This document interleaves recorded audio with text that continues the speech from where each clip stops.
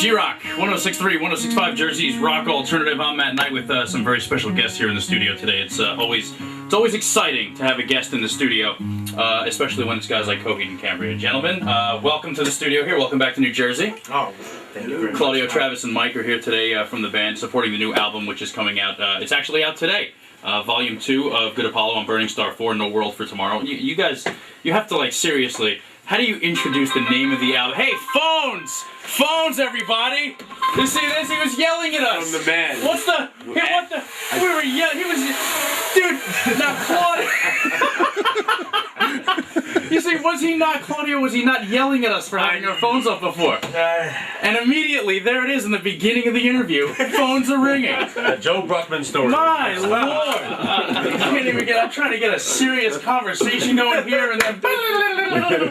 Phones are off? It's off. Phones are off. Game on. Back to what we were doing here.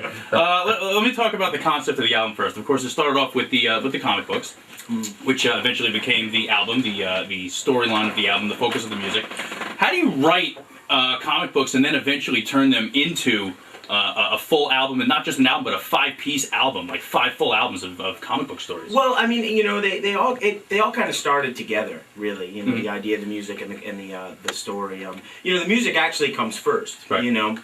And a lot of it is kind of spawned from personal experience, and then I kind of warped that to fit like this sci-fi mythology. So, I mean, that's pretty much it. I mean, I've always kind of written songs that were, you know, about someone else or about myself and embellished on, and it just kind of worked that way, that maybe, you know, this was a cool thing to do. Did you take art classes, or were you in art classes, or did you just kind of develop it, or maybe take learn music lessons and then develop one, like the music was first, you're saying? Yeah. I mean, you know, the idea kind of spawned when I took a trip 10 years ago to Paris. Right. It was just kind of something that happened, something to pass the time, and you know, and that's pretty much it. I mean, as far as like classes and things like that, it's not something I really studied. I mean, right. You know, just something that I wanted to do as a songwriter and a storyteller. So one day you just said, "Hey, look, I can draw. I can do some art here." Critics are saying that you guys are, and I've read this in Rolling Stone, I've read this in Blender. You guys are the Star Wars of rock. No, right.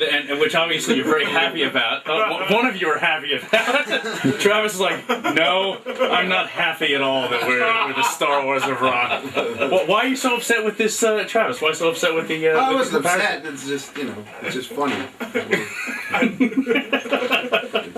That was awesome, Mike. I was laughing because Mike was playing that. So. Oh, well, I don't have headphones on. That's why. He was playing the theme. I gotcha. So if you guys were cast in a Star Wars movie, I'm going to use my stupid question. This is my stupid question of the interview. Okay. I'm burning it now. Who would be what in the band? Who would be which part of Star Wars in the band? Oh, we'd have to pick a character. Which character would you be? The Cantina Band. There you go, perfect. Mike, way off Mike. Is Mike saying he'd be a part of the Cantina Band? Claudio? I'd have to agree, I guess. I mean, you know, there's so many cool characters. It's hard to really pick one. You know, for me, you know, maybe I'd be Boba Fett.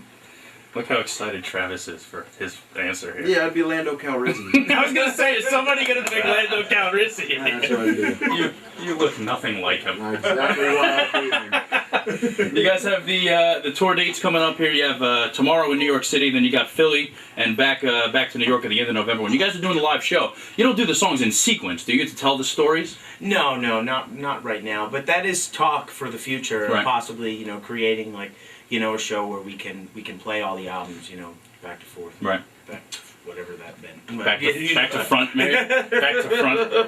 Live in studio with Coheed Cambria. The new album is out today. Good Apollo on Burning Star 4, Volume 2. It's No World for Tomorrow. Do you have a shortened name for the album? We just call it's No World for Just Tomorrow. No World for Tomorrow? Yeah. I was about to say, like, this is a really long album title here. When did you realize that you speak normal here, like you speak with a normal voice, but you have a very distinct singing voice. Well, at what point did you realize it's like, hey, look what I can do with my voice here? You know, just kind of happened. I mean, you know, just singing along to the radio or to Right. albums. It just, you know, naturally I went up. you know, instead of like kind of Instead of coming down like most men going through puberty, yours goes up a little bit. Yours pops up a little bit. It's reverse puberty for Claudio. Big controversy now with the record industry now, of course, with Radiohead. I'm sure you guys know what's going on with Radiohead and how it's they've gone and they're setting their own price for the record. They released it on their own. They're pretty much saying the hell with the record label industry. Does this affect bands like you, or do you feel that in the future this can affect a band like you guys who are going the traditional route? I don't know. I mean, I don't really, I'm not really thinking about the business end of things. I mean, I know we're very fortunate. I mean, we have very, a strong following. So I mean, that's all I'm excited about is just to have longevity through touring. Really, Right. That's my only concern, I guess. So as long as the live shows, you got the live shows here tomorrow night, Thursday night here in New York City, and then Philly and New York at the end of November. Real quick here, we know you're working on a new villain. Are you working on a new villain for the new storylines here after this? Now you have this. This is what. Look how confused you look. This is what. Now the internet could be a creepy place. You don't have to make something. Make it up. You have to. There was a report that I read that you're working on a new villain for a new storyline. For once this whole chapter of Coheed Cambria, this saga, this 5-part saga is over. I'm reading that there's a new villain in the works. Well, there are, but I think it's for this story. Okay. It might just be kind of the rumors are getting like tweaked a bit. So do you think that they're basically just saying whatever they want? The fans are all like just whatever feels comfortable to them. I guess. It's like playing telephone, like a rumor starts and then Right. it gets like distorted and exaggerated, or.